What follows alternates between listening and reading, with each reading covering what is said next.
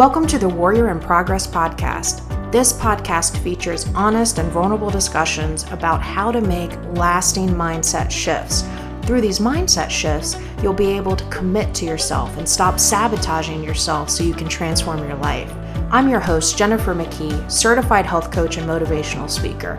Look, I've been there. I've done that. I've lost over 50% of my body weight naturally. That's 185 pounds.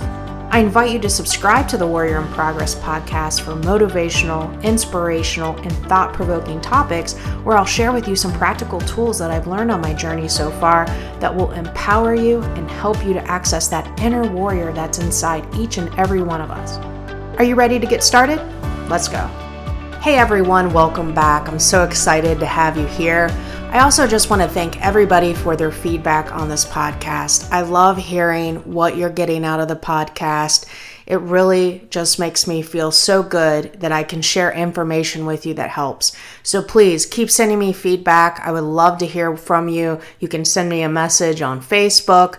You can send me a message through email at info@McKeeHealth.com. But please keep sending me your feedback. Today, I'm going to be talking about one of my favorite topics, the inner critic.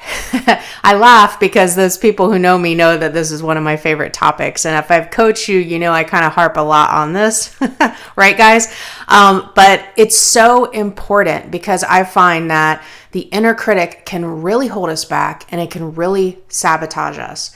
So today I'm going to be talking about the 3 keys to managing your inner critic. And notice I say managing because that inner critic doesn't go away. A lot of times when I'm coaching people, I start talking a little bit about the inner critic and people say, oh, I don't have an inner critic. And within the second coaching session, their inner critic is doing all the talking to me. And I see it, but they don't. So I'm going to give you some tips today as well as to how to recognize your inner critic, because many of you may think you don't have an issue with your inner critic, but you actually do. So let's talk about the inner critic, where it comes from, and then I'll go over with you my 3 keys to managing your inner critic. So first, have you ever beat yourself up when you made a mistake?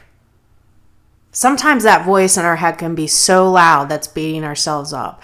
I can't believe you did this again. Oh, you're so stupid. Why do you always do that?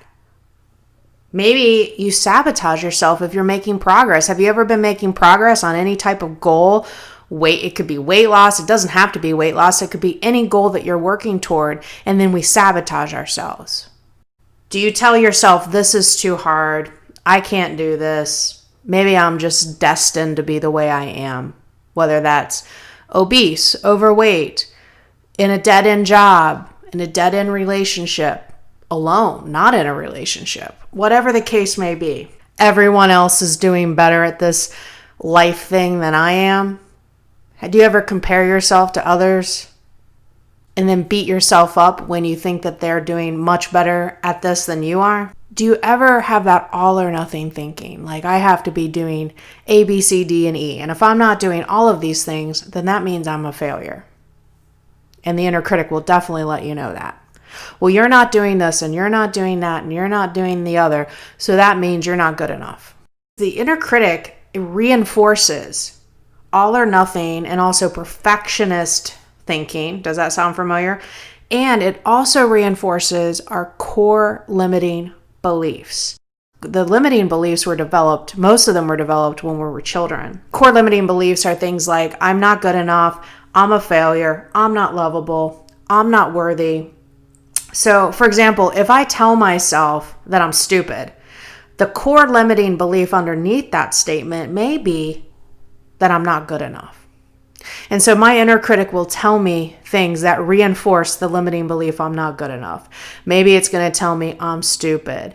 Oh, you can't do that. You're not fit enough. Oh, you can't do that. You're not tall enough. You're not this enough. You're not that enough. Or you do that too much. And so there's no way you can do this, right? It's that negative voice that talks me out of doing something.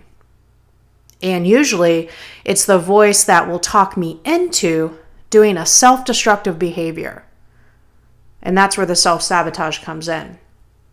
When we have that all or nothing thinking, when we think we have to be perfect at everything, like let's just take weight loss as an example, because this is a really, really straightforward example. So a lot of times when people start on a weight loss program, they think they have to be doing everything, right? So you got to be doing the nutrition, the water. I got to be exercising 7 days a week. And sometimes I have to be doing 2 to 3 workouts a day.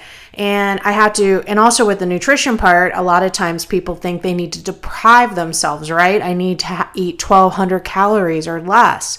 I can never eat my favorite foods again, like pizza and cupcakes. I can't eat any of that stuff. So I'm just going to deprive myself.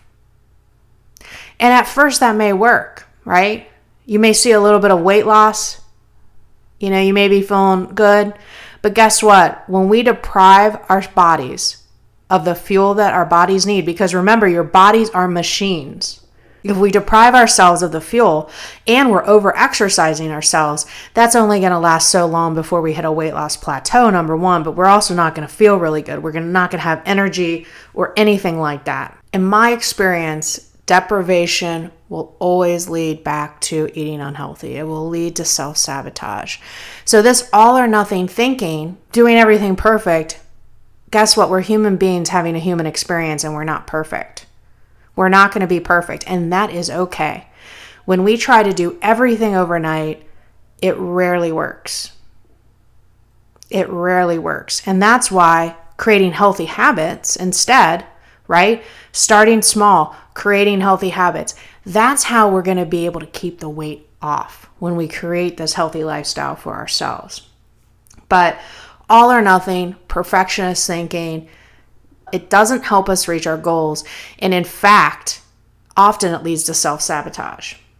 So your thoughts have such a major impact on your feelings and therefore your actions and behaviors. I talked about this in my last podcast about how we get a thought, the thought creates a feeling, or feelings, plural, and that leads to an action or an inaction, right? An example of this might be, let's say that I've been eating healthy and exercising and all this, and then I get a thought that I want a pizza. That may actually create feelings of happiness because I associate happy feelings with eating pizza. Because when I'm eating pizza, in the moment I'm eating pizza, I feel happy. Afterwards, I might not feel so happy, and my body might not like me so much because of all the crap I'm putting into my body. But, I might associate eating pizza with happiness. So the feeling might be happiness, and then that could lead to an action of ordering a pizza. Another example would be if we're getting a core limiting belief, like let's say we're getting a thought like, I'm stupid, I'm not good enough, I'm a failure. Those thoughts can lead to feelings of fear and pain. Maybe even shame or guilt if we, did something that we didn't think we should do, or we didn't do something that we should have done, right? So when we have those feelings, it can lead to self-destructive behaviors, whether that's food, alcohol, drugs, shopping, gambling. There's a whole host of other things that it could lead to, right? It can also lead to withdrawing and isolating, not reaching out to anybody else. Because the thing is sometimes when we get those overwhelming emotions created from our core limiting beliefs, it's so overwhelming. We think those feelings are going to kill us. We don't want to deal with them, so we numb ourselves, right, with food or whatever else. I completely understand this because, as you guys know, I've lost a lot of weight, and my inner critic was running my life. It honestly was running my life. And one of the first things I had to work on was my inner critic. And it took me a long time of working on it. And what was interesting is the more I worked on it, the less it came around. But it is still there. So I remember very, very clearly, before I started my weight loss transformation, I used to not look at myself in the mirror because I did not like what I saw. But sometimes I would be walking by the mirror and accidentally catch a glimpse of myself. And my inner critic would say, in a very disgusted way, "How did you let yourself get like this, Jennifer?" And I had so much shame and guilt and pain. And I hated myself. I hated myself. As I shared, I think I shared this in the trailer, I had lost 60 pounds in a healthy way. I had gained that back plus an additional 40 pounds. So I gained 100 pounds in, I don't know, maybe 5 years, something like that, 4 or 5 years. And I was very upset with myself over that. And, now I had this foot problem and I couldn't do much exercise. So I thought, well, I can't exercise, so how the hell am I going to lose this weight? And I just continued to keep myself stuck, continued to turn to self-destructive coping mechanisms. And I actually thought that the inner critic was me. I thought that voice was me. But then I finally, after doing a lot of work and reaching out for help and learning more about the inner critic, I discovered that the inner critic is not me. The inner critic is developed when we're children, and it's there to actually help us. So, if our parent tells us, don't touch a hot stove, anytime we're near a hot stove, it says, don't touch the stove. So there are good intentions behind the inner critic, right? And so what's interesting about the inner critic voice is usually that voice it's like I said, it's not us, even though we think it is our identity. It's voices from people in our past, like our parents or anybody else. For example, if you had a parent that was always yelling at you or telling you that you were stupid and not good enough and that you can't do anything right, usually those statements become part of the inner critic. And so when you become an adult, you carry that inner critic with you into adulthood, right? And so when you're an adult, you hear that parent's voice in your head, you're not good enough. So like when you make a mistake at something as an adult, you hear that parent's voice in your head saying, see, I told you couldn't do anything right. We believe what the inner critic tells us. We think that what the inner critic says is a fact. But guess what? It's not a fact. It's not a fact. And the other interesting thing about the inner critic is the inner critic voice, like I mentioned, is created as a child. But remember that when we're children, we are still developing emotionally and we cannot fully understand certain situations that present themselves. So let me give an example. Let's say that you are at school, right? And something happens where another kid starts making fun of you in front of other kids, right? As an adult, you can look at that situation and understand that there was nothing you did and there was nothing wrong with you. But the bully had some serious issues that needed to be addressed and that child needed help. So that kid was picking on other children because of his own issues, right? But when we're a kid, when we're getting bullied, when we're getting picked on, guess what? We internalize it. We internalize it and we think, yeah, they're right. I'm stupid. I'm not good enough. Something's wrong with me. And we start believing those things. We're still learning. We're still developing coping mechanisms and belief systems to get us through those rough times and comments because we don't know how to process those things. We don't know how to handle it. And so we create these belief systems as a result of our experiences and the way we've interpreted our experiences, and that those may not be accurate. So what your inner critic is telling you is not true. It's not true. And if you take a hard look at your inner critic, I believe that you will see that as well, that it's not true. As you can see, there's good intentions behind the inner critic. It's trying to protect us from something. Maybe it's trying to protect us from getting hurt by our parents or by a hot stove. But there are good intentions behind the inner critic. The issue is the way we interpret the events and the things happening around us when we're children that create that false belief system, the false beliefs that we carry with us into adulthood. And that's what the inner critic voice is. And the inner critic just tells us over and over and over these untrue beliefs. So the question is, when are you going to take your power back from your inner critic? When are you going to stop believing everything that it tells you? Where is it getting you by believing what your inner critic tells you? And What have you got to lose by choosing not to believe your inner critic? You can keep believing your inner critic and you can still feel like crap if you want to. You can still sabotage yourself. You can still stay stuck if you want to. But what have you got to lose by believing the other voice inside of you? Your inner voice, your true, all-knowing voice. I know you hear it. It's that voice telling you that you're an athlete. It's that voice telling you that you deserve more.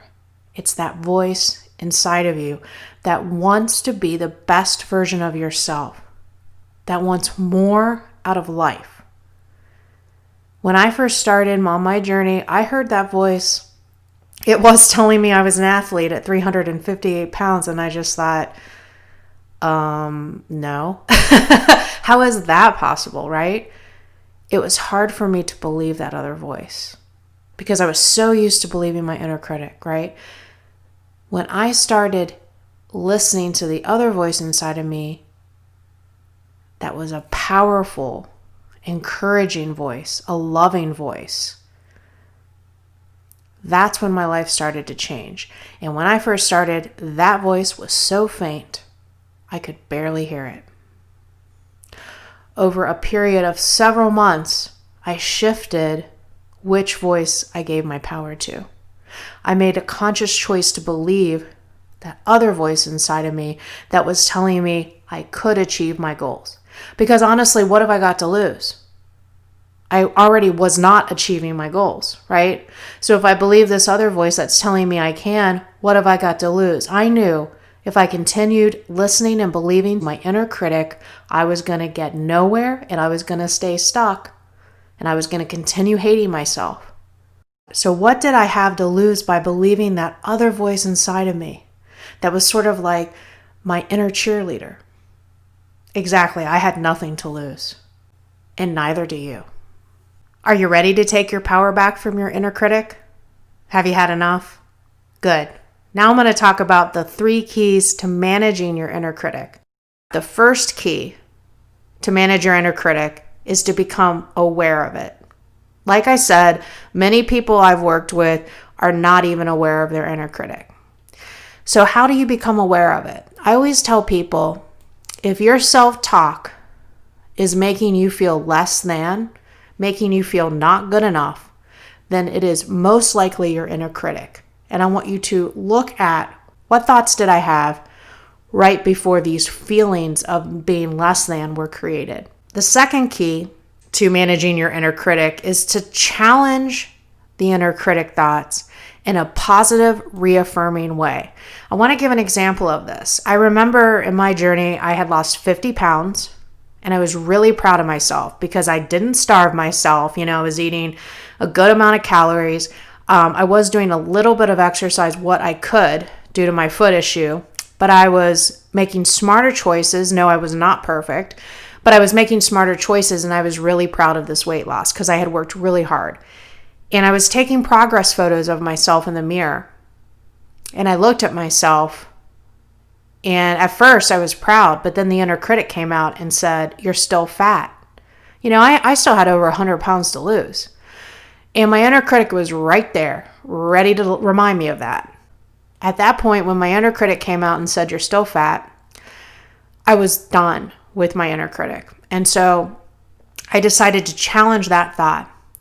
And I said to myself, I may not be at the weight that I want to be, but I have worked hard to lose this 50 pounds, and I'm proud of myself. I have no doubt that if I keep doing what I'm doing, I will reach my goal eventually. And that's good enough for me. When I was able to challenge my inner critic in that positive, reaffirming way, it shut the inner critic right up. And I had to do this repeatedly because my inner critic was coming out all of the time. It was like, am I ever going to get a break from this damn thing? It was like always there. And I had to constantly be aware and I had to constantly challenge it. Was I perfect? No. Remember, it's not about perfection. It's about progress. Progress, not perfection. I was very committed to this because I could see that my inner critic was leading me to act on self-destructive behaviors. And so I didn't want to live my life like that anymore, because I realized that wasn't living my life. That was hiding from life. And it was also hiding from my emotions, because it was the self-destructive behaviors really just numb my emotions, right? I had to really work on this frequently. And the more I worked on it, the less the inner critic appeared. The third key to managing your inner critic is to write down your inner critic thoughts, and or to tell these thoughts to somebody else. When we write down the thoughts, when we tell them to someone else, we take the power away from the thoughts. And we also can start to recognize how irrational these thoughts are. When we keep stuff in our head, it's a lot harder to do that. Now, another thing that's really great about writing down these inner critic thoughts is you can write down how to challenge these thoughts in a positive, reaffirming way. What I have learned and seen is that most of us get the same reoccurring themes in the inner critic. It's those core limiting beliefs. I'm not lovable, I'm not good enough, I'm a failure. And when we compare ourselves to other people, that's the number one great way to have all those insecurities, all those limiting beliefs come up, because we think everybody else is doing better than we are. That's just what we tell ourselves. But see, that's not true. Everybody has their struggles. Everybody is working through their own issues. It's just that maybe people are at a different point in their journey than we are. Maybe people are a little bit further ahead. It's okay to be inspired by others, but recognize that everyone is a work in progress. And as you know, I like to say, warrior in progress. Remember, when you challenge your inner critic in a positive way, it's going to help you improve your self-love and compassion, because when you recognize your inner critic and you challenge it in a positive way, that is self-love. That is having compassion for yourself. So now I want to go over the call to action. So the call to action is for this week. I want you to pay attention to your inner critic. How often does your inner critic appear? What is your inner critic telling you? I encourage you to write down what your inner critic says. And when you see the thoughts on the paper, do you truly believe these thoughts? Why or why not? How can you challenge these thoughts the next time you get them in a positive way? Because you will get them again. And if you're having an issue recognizing your inner critic, remember, if you're getting thoughts that make you feel less than, it's your inner critic. It's a choice to believe your inner critic. I want you to remember that. I'm going to say it again. It's a choice to believe your inner critic. You have been believing your inner critic for so long, and where has it gotten you? What have you got to lose by making the conscious choice not to believe it? The second thing I want you to do for the call to action is I want you to find a photo of yourself when you were a child, maybe 4 years old, 5 years old. And I want you to really connect this photo to yourself. We would never tell our children, our nieces, our nephews, anybody else in our lives, and not even a stranger, that they're not good enough. If I saw a little girl on the sidewalk, I would not tell her, you're not good enough, you're a failure, why even bother? So why does it make it okay to talk to myself in that way? This part of the call to action is really to help you see how untrue your inner critic is. Because so often I hear people say, Jennifer, I believe what the inner critic is telling me. Remember, your inner critic is that wounded child inside of you, that wounded inner critic. So if you're able to look at a picture of yourself as a young child, you can get more in touch with that wounded inner critic. It makes it easier to see that what your inner critic is telling you is untrue. And it's coming usually out of a place of fear, anger, and just misunderstanding. When I looked at a photo of myself it's actually sitting right in front of me. I just noticed. It's sitting right in front of me. I have it on one of my whiteboards here. And it's a picture of myself. I think I was about 4, and I'm holding a puppy. I loved animals. I still do. I loved animals, and I'm holding this little puppy. The smile on my face says it all. I see that this little girl in the picture doesn't understand the actions of adults or even children. She takes everything personally. When we are children, we actually come more from an ego state of mind. And when I look at this photo, I would never tell this little girl she's not good enough. I would never tell this little girl she's not lovable. I would never tell this little girl she's a failure and that why even try because you can't do it anyway. So why do I tell myself those things? Why is it okay to tell myself those things? Why is it okay for me to believe those things about myself? These things are not true, and they just keep us stuck. When I look at a picture of myself as a child and I see this little girl, I have a lot of love for her and a lot of compassion for her. And I see that she's hurt. I see that she's been through so much. But yet, she still has a lot of love to give. She still has a lot of love to give. And she still has a lot of passions and desires. If I take care of that wounded part of myself, I no longer have to be held back by my inner critic.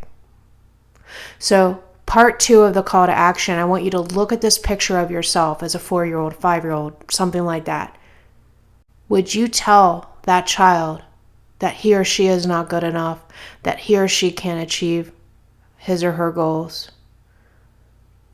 Do you see how precious that child is? Give that part of yourself, because we still have that little kid inside of us, that wounded child. Give your wounded child love and compassion and understanding. You are lovable. You are worthy. You are enough just as you are right now. You are perfectly imperfect, my friends, and you do have the power to manage your inner critic so it doesn't sabotage you, but more importantly, you're worth it. I invite you to take your power back from your inner critic so that you can achieve your goals and continue becoming a better version of yourself one day at a time. Thank you so much for listening, and I really hope that you enjoyed today's episode. If you enjoyed this episode of the Warrior in Progress podcast, then please share it with your friends, share it with everybody. Make sure to subscribe to this podcast as well so you can get notifications on when I release new episodes. Meanwhile, you can follow me on social media. On Facebook, my handle is fullycommitted13, and on Instagram, my handle is fully_committed13. You can find out more about my work at McKeeHealth.com. That's McKeehealth.com. And make sure to download my free Tame Your Inner Critic guide at McKeeHealth.com, and you can learn how to stop beating yourself up, how to stop sabotaging yourself so that you can achieve your goals. Remember, you're a warrior in progress, and you can do anything you set your mind to.